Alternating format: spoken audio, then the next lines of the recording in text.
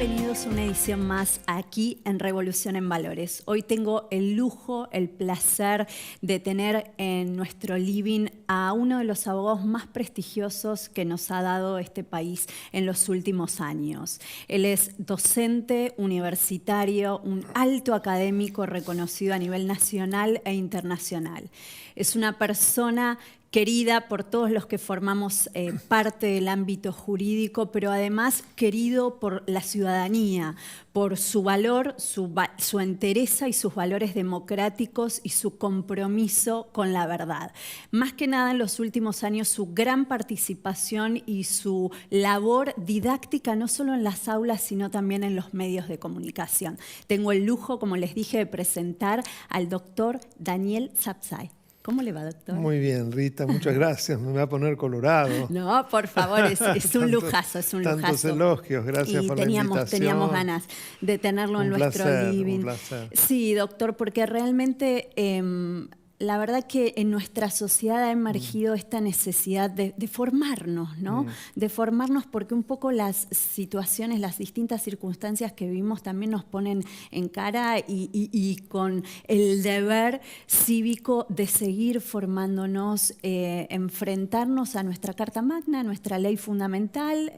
Por supuesto, el ciudadano común no tiene el deber de saberlo como nosotros, los legos, los entendidos en la materia jurídica, pero sí el compromiso para avanzar, ¿no? Para que esta nación realmente se pueda poner de pie. Doctor, ámbito, por supuesto, nos emparenta al ámbito político, esta materia netamente, y en concreto consultarle a usted cuál es su opinión respecto a la situación gubernamental que vivimos en estos días, ¿no? A las crisis de poder que estamos atravesando. Bueno, lamentablemente me parece que es una de las situaciones de mayor decadencia institucional y política que hemos vivido en años.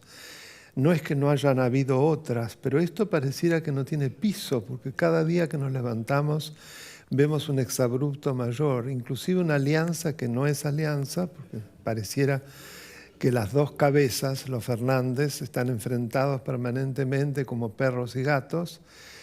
Pareciera que el fenómeno del poder les preocupa mucho más que los problemas de la gente, y un sistema que desde que comenzó esta tan extraña era, yo lo designé como de una mutación constitucional que transformó el presidencialismo en un vicepresidencialismo, lo que ya de por sí mueve todas las piezas, y que parte desde el modo tan absolutamente inédito en la historia electoral del mundo.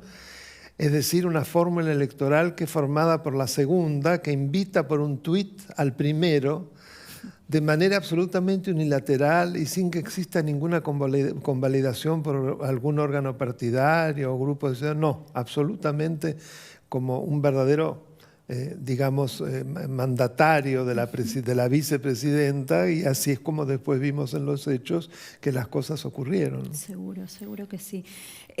Doctor, nuestra postura como país, su mirada, ¿no? Respecto al mundo, y más que nada teniendo en cuenta lo que está sucediendo en Ucrania, la guerra que se está viviendo por allí, por aquellos lados en Europa. ¿Qué opina usted respecto a nuestra posición y si nosotros debimos haber sido un poco más contundentes con nuestra postura? Lamentablemente ha habido algo muy regresivo en la posición internacional, no solo en este caso que después vamos a volver, sino desde que se asumieron el gobierno, se revirtió la política exterior de lo que fue Cambiemos, que con todos los errores que pudo tener. Si hubo un área, a mi entender, que fue sumamente exitosa, fue la política internacional, la reinserción de la Argentina en el mundo. No hay más que recordar lo que fue esa reunión tan exitosa del G20. Desde el principio fue como un proceso de destrucción de todo aquello para acercarse nuevamente a las peores dictaduras populistas. Y me refiero a que lo vimos con Venezuela, inclusive en el acto de Asunción, que apareció un personero y los problemas que nos generó eso con Estados Unidos, con Nicaragua, bueno, y ahora con Ucrania, lógicamente, porque la vicepresidenta tiene una simpatía, y yo diría que hasta características de personalidad, muy similares a las de Putin. Entonces, inclusive para mí, una suerte, digamos, ¿cómo se podría decir?, de irresponsable, O sea, que no tuvo otra idea que decirle a Putin que lo invitaba a ser la puerta de entrada en América Latina de Rusia, cuando ya estaba a punto de estallar la guerra, la invasión de Ucrania. O sea, algo como argentino que a mí me avergüenza realmente. Bueno, gracias por su sinceridad y por su claridad, ¿no? Sí, la porque además pedagogía y la didáctica lo yo destaca. tengo en el pasado orígenes con Ucrania, porque mis bisabuelos procedieron de Ucrania y uno de mis abuelos, es decir, 75% de quienes fueron mis ascendentes eran ucranios judíos, como el actual presidente de Ucrania, que provinieron de la región de Odessa, y una otra abuela que provino de Lituania, claro, pero o sea, tengo un 75%, así que lo vivo realmente de una manera muy involucrado, porque me siento involucrado absolutamente. Yo me acuerdo que tuve la suerte de ese bisabuelo que murió cuando yo tenía 13 años, así que podía conversar y demás. Ellos no querían hablar ni una sola palabra en ruso, por lo que habían sufrido del zarismo y de los cosacos y la guerra ruso-japonesa, que fue por eso que vinieron, mucho antes de la revolución. Es el fin del siglo XIX, principio del XX, así que no querían, pero ni media palabra en ruso, y me acuerdo una vez que me dijo, porque son un pueblo muy cruel. Claro. No me puedo olvidar de esa expresión, un pueblo muy cruel. Uno le queda de chico. Bueno, pero yo era un chico de 12, 13 años, así como no voy a acordar. Y qué grave sostener, doctor, pero bueno, hay que afirmarlo porque llegó el tiempo de quitarnos las vendas, y ahora esta era la siguiente pregunta, ¿no? Pero qué grave afirmar que una de las personas que dirige, que comanda el barco en nuestro país, posee características similares a las de la persona que está generando el sufrimiento de todo el mundo. O sea, es gravísimo que una persona como usted, con lo preparada y con lo respetuoso de los valores democráticos, tenga que afirmar que tenemos un mandatario con condiciones similares. Sí, sí. ¿Qué sucede, doctor, desde su mirada, ¿no? Como abogado constitucionalista, como ciudadano, por supuesto, pero con los argentinos, que al parecer todas estas realidades las vivimos desde nuestra individualidad, pero algo está sucediendo más allá de los casos particulares que deciden arremangarse y pasar a formar parte de estos estratos políticos, de intentar hacerse lugar aunque sea a los codazos, verbigracia el caso de Milei y otros tantos, con su estilo cada uno, por supuesto, nos guste o no. ¿Qué sucede con el argentino? Al argentino le falta formación cívica. Es esto una oportunidad claramente para seguir adquiriéndola, pero ¿qué sucede con el argentino medio? Mire, si nosotros nos proyectamos a poco tiempo después de la asunción de la nueva administración, se produce de parte de un porcentaje importante de argentinos, el 41% sin duda, lo que yo he dado en llamar un sarampión cívico. Esos banderazos generaron muchísimas consecuencias, pararon proyectos, modificaron comportamientos, inclusive esa suelta de presos de locos que ni se podía salir a la calle, pero esos cacerolazos impidieron que más miles de personas fueran soltadas, no obstante lo cual esos 5.000 fue suficiente para que el tema de los asesinatos se recalcaran de manera increíble, y en casi todos los peores hechos de violencia y de asesinatos están involucrados tipos que se soltaron ahí, ¿no? Con lo cual yo le diría que soy moderadamente optimista. Es más, eso desembocó en 2 catástrofes electorales que ellos sufrieron. Esto era impensable. Yo no lo podía creer, sobre todo en provincia de Buenos Aires. O sea, y esto se está viendo ahora, la debilidad. Bueno, entonces, más allá de todo el dolor y demás, yo soy moderadamente optimista, realmente. Porque creo que una parte muy importante de la sociedad cambió de manera notable. Mire, es feo personalizar. Pues yo tengo un canal de YouTube que es educativo y de temas cívicos, entonces, que ya tiene casi 55.000 suscriptores.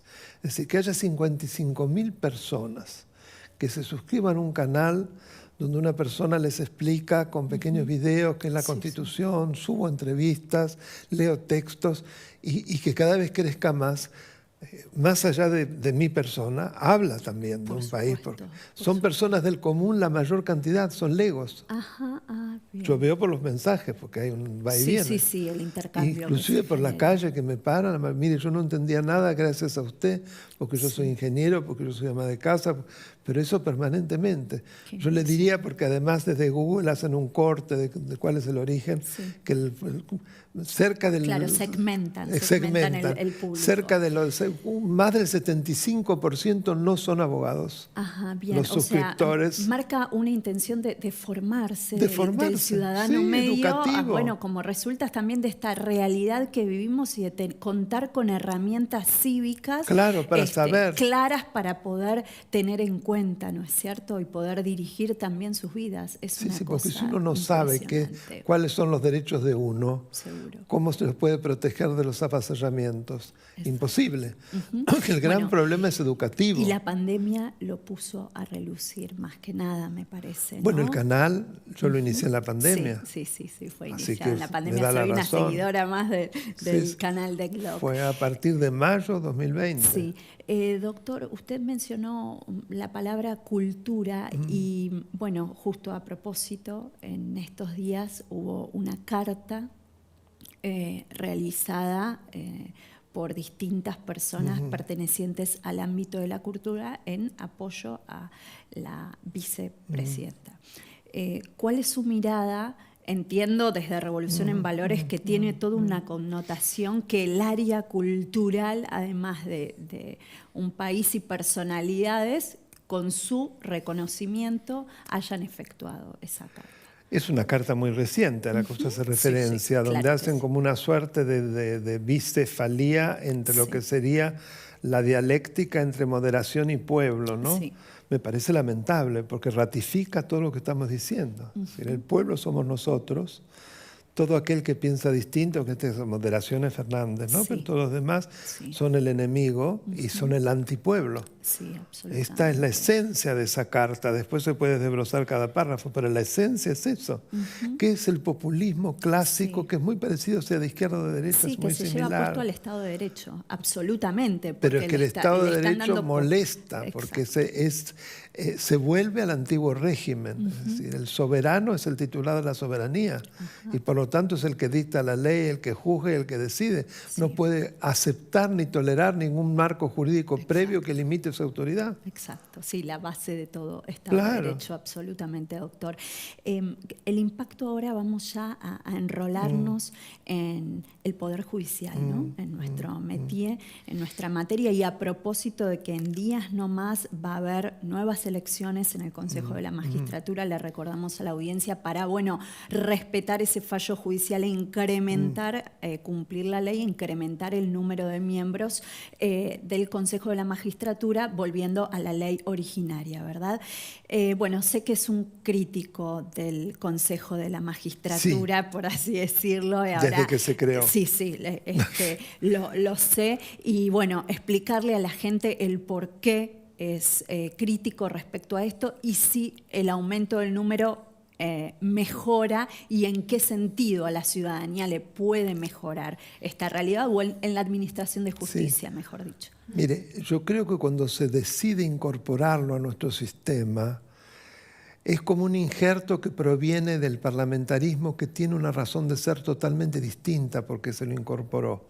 Porque no olvidemos que la mayoría de los parlamentarismos habían sido monarquías, o todavía lo son, pero monarquías constitucionales, en las cuales el Poder Judicial no era un poder, era una función que se fue desgranando desde el monarca que ejercía la función judicial.